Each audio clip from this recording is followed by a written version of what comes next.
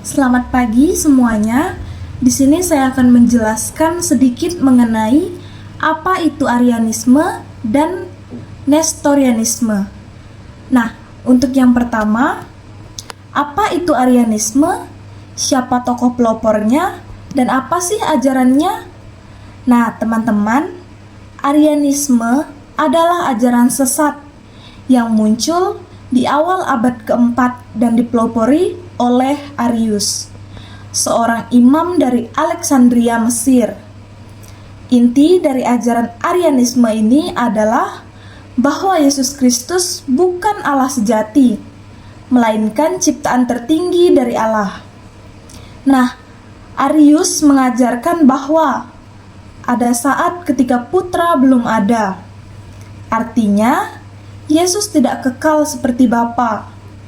Jadi, walaupun Yesus sangat luhur, menurut Arius, ia tetap lebih rendah dari Allah Bapa dan bukan satu hakikat dengannya. Nah, ini itu jelas bertentangan dengan iman gereja yang menyatakan bahwa Yesus Kristus adalah Allah yang kekal, satu hakikat dengan Bapa, sebagaimana ditegaskan dalam Injil Yohanes bab 1 ayat 1 yang berbunyi, pada mulanya adalah firman. Firman itu bersama-sama dengan Allah dan firman itu adalah Allah. Nah, teman-teman, ajaran Arius ini merusak dasar iman Kristiani. Mengapa begitu? Karena jika Yesus bukan Allah sejati, maka keselamatan yang dijanjikan juga menjadi diragukan. Nah, teman-teman, yang kedua, apa itu Nestorianisme? Siapa tokoh pelopornya dan apa sih ajarannya? Teman-teman, Nestorianisme muncul di awal abad kelima dan dipelopori oleh Nestorius, seorang patriark Konstantinopel. Nah, inti ajarannya ini adalah bahwa dalam diri Yesus Kristus ada dua pribadi yang terpisah, yaitu pribadi manusia dan yang kedua pribadi ilahi. Nestorius itu menolak menyebut Maria sebagai Theotokos atau Bunda Allah dan lebih memilih Christotokos atau Bunda Kristus, karena menurutnya Maria hanya melahirkan pribadi manusia dari Yesus, bukan pribadi ilahi. Nah, teman-teman, masalah utama di sini itu adalah bahwa ajaran Nestorius memecah kesatuan pribadi Kristus. Gereja percaya bahwa Yesus adalah satu pribadi dengan dua kodrat. Yang pertama ilahi dan yang kedua adalah manusia yang tak terpisahkan. Jadi, Maria itu disebut Bunda Allah, bukan karena ia mendahului Allah, tapi karena ia mengandung dan melahirkan Yesus, yang sungguh Allah dan sungguh manusia. Nah, teman-teman, Nestorianisme ini membingungkan dan merusak pemahaman umat akan misteri inkarnasi. Allah menjadi manusia dalam satu pribadi Yesus Kristus. Nah, untuk yang ketiga, siapa sih tokoh-tokoh masa patristik yang membela iman melawan Arianisme dan Nestorianisme?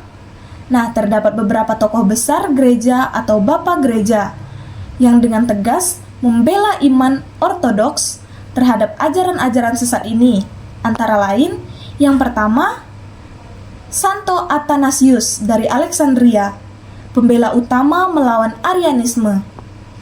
Ia hadir dalam Konsili Nicea dan menulis banyak karya untuk menegaskan bahwa Kristus adalah sehakikat dengan Bapa. Ia pernah diasingkan beberapa kali karena konsistensinya, tapi tetap teguh membela iman sejati.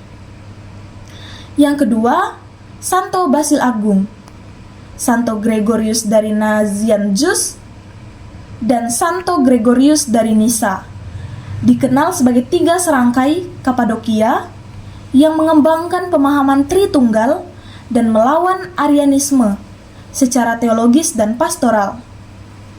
Yang ketiga, Santo Cyril dari Alexandria. Nah, dia ini merupakan tokoh penting dalam melawan Nestorianisme. Ia menulis surat-surat teologis kepada Nestorius dan membela gelar Theotokos bagi Maria.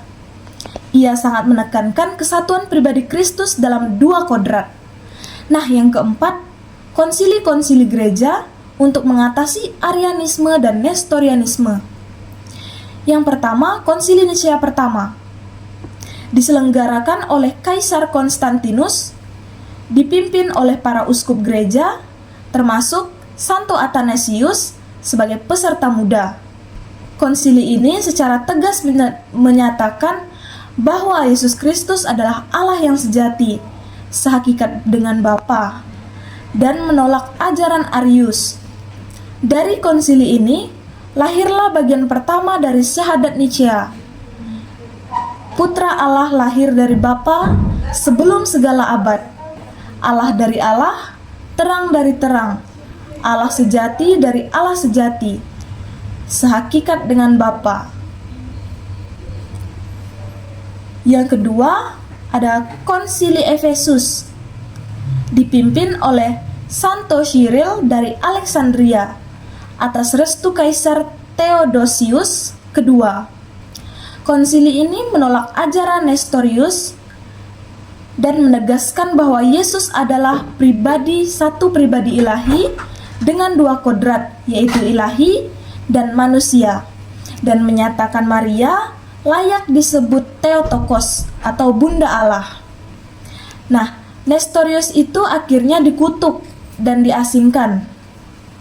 Jika seorang tidak mengakui bahwa Immanuel sungguh Allah dan karenanya perawan suci adalah Bunda Allah, ia adalah terkutuk. Terdapat dalam Konsili Efesus halaman 431. Teman-teman, sekian penjelasan mengenai Arianisme dan Nestorianisme. Sekiranya ada salah penyebutan kata atau penyebutan nama, mohon dikoreksi di kolom komentar. Terima kasih.